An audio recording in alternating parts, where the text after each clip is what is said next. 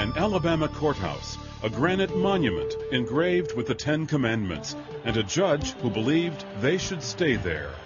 The struggle over the public viewing of God's law to man led to Chief Justice Roy Moore being ousted from office, evidence that God is being systematically excluded from public life. Today, more about the judgment of God on America. Stay with us. From Chicago's Moody Church, this is Running to Win with Dr. Erwin Lutzer, whose clear teaching helps us make it across the finish line. Our current series is God and the Nations, and today, Dr. Lutzer comes to speak for a final time about God and the United States. I want you to know, regardless of what you think of Judge Moore in Alabama, whom I met yesterday, by the way, I was speaking at Promise Keepers in Atlanta. 15,000 men at Promise Keepers in Atlanta. You want to hear something that's good about America? Think back to what God is doing in so many different areas of this great nation. But Judge Moore, who was there, was telling us and showing us really, and I spoke to one of his attorneys, that constitutionally, if you look strictly at the Constitution, those 10 commandments had a place there in the Supreme Court building. Those commandments, constitutionally, should have belonged there.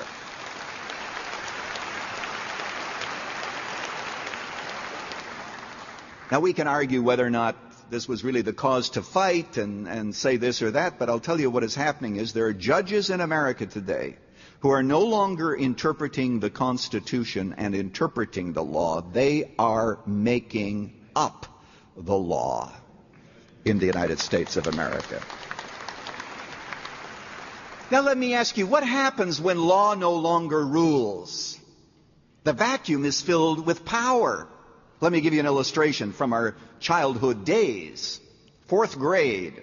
Here's me. And I have a teacher by the name of Mrs. Watson. Mrs. Watson was a meticulous disciplinarian. A good teacher, though. Good, fair, but tough. She had certain rules for our playground, because we used to play various games that I won't tell you about because I'm in a too good a mood right now to go into that. But the rules were, you shall not hit one another, you shall not talk naughty to one another, you shall share all of the equipment, the sports equipment, and so forth. And every once in a while, she came out of the schoolhouse during recess just to check on how the kids were playing. And we played reasonably well. Very few hassles when Mrs. Watson was there with her rules. Now, let's suppose we say, these rules sound Christian. In fact, Mrs. Watson, God bless her, she is an informed Christian, and we can't have those laws.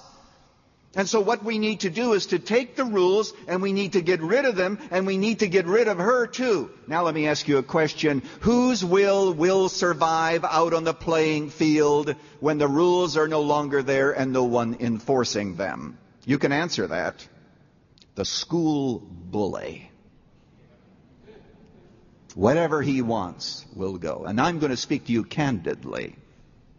In America today, there are people who do not respect the rule of law or the rule of morality, and they are into one thing and one thing alone, and that is power. And they will destroy, they will distort, they will vilify, they will do all that they possibly can to get their way without conscience, because power is taking up the place that law and morality used to have in America.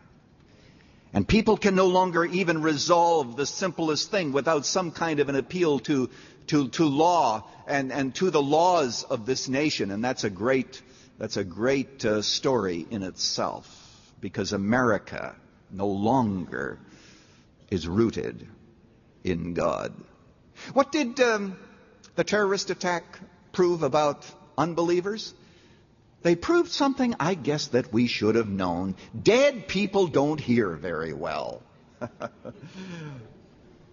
God sends the alarm from heaven, and it lasts for a few weeks, and then you'd think that nothing had ever happened, and everything goes back to where it was. What's God's message to us as believers? And here I just want to read very quickly verse 20, 21, and 24. Verse 20, in that day the remnant of Israel, the survivors of the house of Jacob, will no longer rely on him who struck them down, but they will rely on the Lord, the Holy One of Israel. A remnant will return, a remnant of Jacob will return to the mighty God.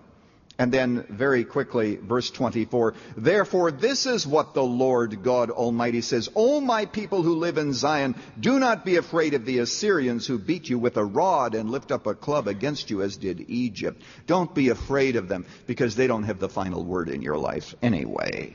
I do. Two observations in conclusion here. Number one, when it comes to such things as terrorism, when it comes to such things as a bad economy, and the economy right now is as unpredictable as a new bottle of ketchup, it seems to me. When it comes to that, we shouldn't ask the question, why us, but rather, why not us? It seems as if God has just chosen to bless America in ways that no other country is blessed. Other countries, huge earthquakes, tidal waves, wars, civil wars, poverty, hunger, and certainly we have that here, but we have resources, the likes of which no nation on earth has ever had. But can it be that we can always just expect blessing, blessing, blessing, blessing, when God says, I set before you a path? And the path is one of blessing and a path of judgment and cursing. And all that we can expect from His hand is blessing? I don't think so.